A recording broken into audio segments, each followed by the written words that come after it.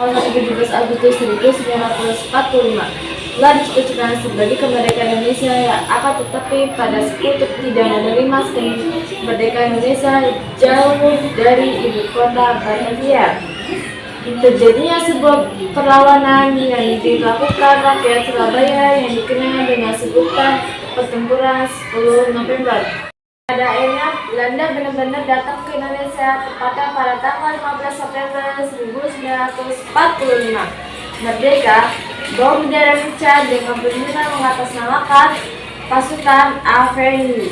Mendaratkan kapalnya di Tanjung Priok. Tujuan kedatangan AVRI ini adalah melucuti tentara dan senjata Jepang. Kurang ajar, kita harus menurunkan bendera Belanda busuk itu. Turunkan bendera Belanda busuk itu. Tiba-tiba datang rombongan Sudirman beserta Sidik menenangkan suasana dengan mencoba perundingan dalam hotel Yatmanto. Tenang, saya akan berbicara dengan mereka. Setelah suasana menjadi tenang, rombongan Sudirman pun masuk ke dalam hotel. Sudirman dan Plogeman duduk berunding. Sidik dan Kresna Wibawa mengawal dari dekat. Hey Sudirman, how are you? I'm fine. Sila duduk.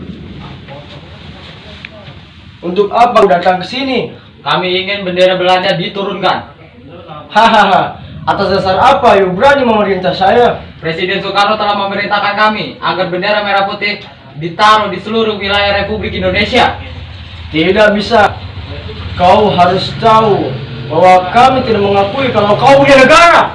Dasar kau beda.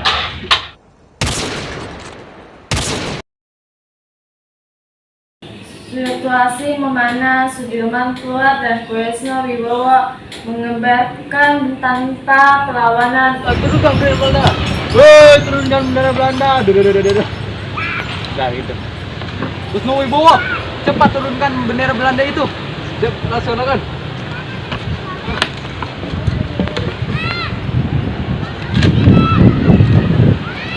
Sang merah putih, hormat, gerak.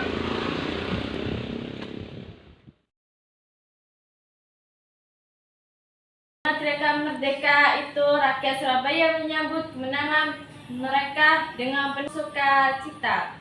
Mereka sekitar 6.000 orang pasukan dikirim sekutu ke Surabaya pada tanggal 25 Oktober 1945. Awalnya mereka disambut baik, namun karena adanya tentara Nica yang ikut dalam rombongan pemimpinan AWS Wal itu, mereka mulai mendapat penolakan bahkan perlawanan. Akhirnya aku sampai juga di Indonesia. Akan kau kuasai semua daerah di Indonesia ini. Pasukan, Siap, Jenderal. bagaimana dengan keadaan pasukan kita? Pasukan sudah siap, Jenderal. Tinggal Bagus. menunggu perintah dari Jenderal. Bagus. Akan Saw. Siap, Jenderal. Siapkan pasukanmu. Siap, Jenderal. Laksanakan kejutan khusus untuk mereka. Sementara yang lain, siapkan keberangkatan kita menuju kantor Gubernur Surabaya. Harinya Gubernur Suryo mencapai kesepakatan dengan AWS di kantor Gubernur pada tanggal 26 Oktober 1945 bersama Bung Tomo dan pasukan Residen Sudirman.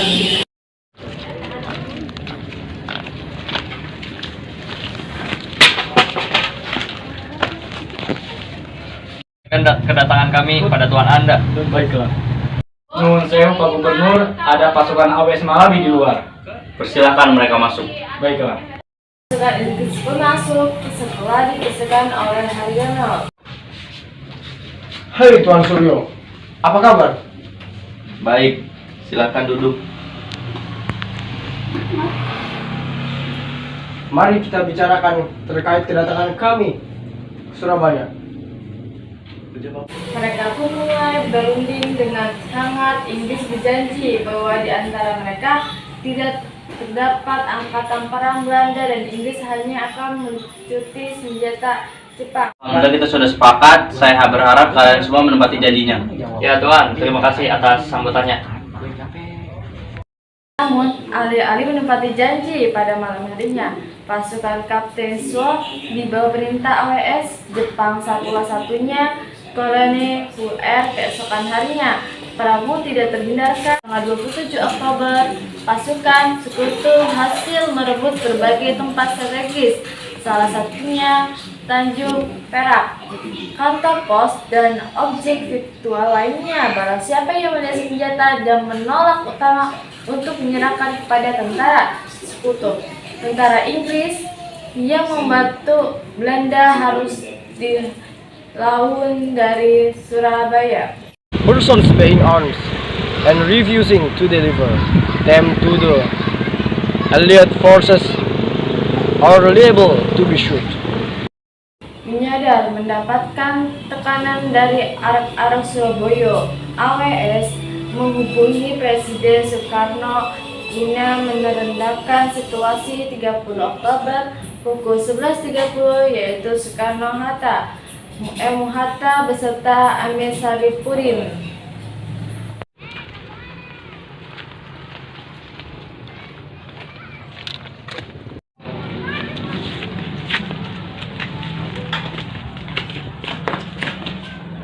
Oh Tuhan, akhirnya yang mulia datang juga.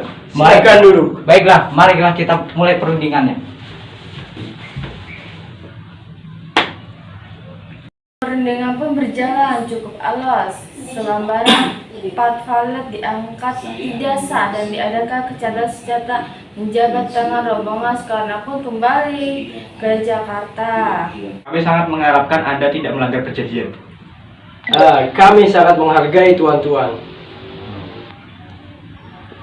Setelah perundingan kota senjata di beberapa titik masih berlangsung, bahkan menjelang sore hari gedung Bank Internatio sempat dikebuk oleh arek-arek Surabaya. Hingga pada pukul 17.00 tragedi fakta pun terjadi. Jembatan merah dekat gedung Internatio Perjuangan Indonesia yang tidak diketahui oleh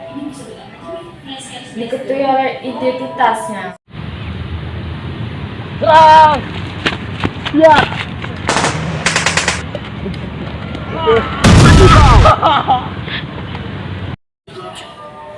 Dengan gagahnya berani, para pejuang Indonesia menghadap dan menyerang mobil rombongan sekutu hingga menewaskan AWS Blood. Jalan Surabaya telah dipenuhi AWS. Kejadian ini menjadi sorotan tajam di kalangan negara-negara sekutu. Dan pada 9 November 1945, WSK mengeluarkan ultimatum sebagai respon kemarahan atas kebutuhannya AWS Almabar. Semua pemimpin dan para pemuda Indonesia harus mengacungkan senjata di tempat-tempat yang telah ditentukan. Kemudian menyerahkan diri sambil mengangkat tangan. Selambat-lambatnya pukul 6 tanggal 10 November 1945. Jika sampai batas waktunya tidak menyerahkan senjata, maka Surabaya akan kami serang dari darat, laut, dan udara. Mendengarnya ultimatum yang dikeluarkan Masus ternyata tidak membuat getaran arek-arek Surabaya. Pada 9 November maupun menyebarkan hebat ke berbagai daerah di Jawa Timur dalam rangka jihad fisabilillah. Siapa sangka kita hari ini yang sebagian besar lahir setelah proklamasi kemerdekaan Indonesia merasa kaget ketika mendengar maupun membaca bahwa salah satu tokoh yang merupakan sentral dari pertempuran 10 November adalah seorang kiai.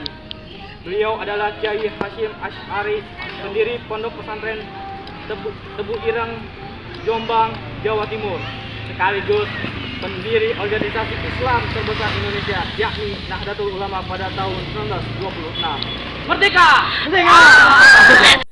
Kabar ultimatum bertemu tokoh-tokoh Surabaya diadakan di kantor dinas Gubernur Surabaya. Beberapa tokoh organisasi seperti HS Hasin Asif, Kiai Pondok Pesantren Jawa lainnya, keputusannya mereka menolak ancaman pihak Inggris tersebut. Sepakat bahwa Surabaya menolak ultimatum Inggris ini. Baiklah, saya akan mempersiapkan semua pasukan. Seluruh santri Jawa siap berjihad di jalan Allah. Mari kita satukan pasukan kita untuk menghabisi mereka. Merdeka! Merdeka! Merdeka! Usai perundingan singkat itu, seluruh komponen Surabaya bersatu dengan satu suara perang melawan sekutu. Pada tokoh kemudian mempersiapkan perlawanan, Bung Tomo mengorbankan jiwa arek Surabaya dengan pidatonya yang mengucapkan, Indonesia ini adalah negeri yang dirahmati Allah. Kita harus mempertahankan Surabaya dari jajahan sekutu itu. Allahu Akbar!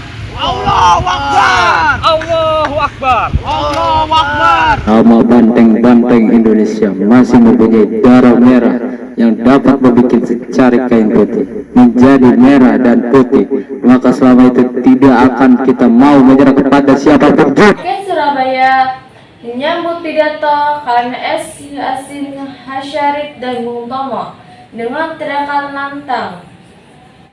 Hingga pada akhirnya pecahlah pertempuran 10 November karena pihak Indonesia tidak mengharumkan ultimatum. Mana senjata mereka? Di mana? Enggak, kami tidak akan menyerahkan tanah Surabaya kepada kalian. Langkahi dulu darah yang berapi-api ini. Enggak. Kurang ajar.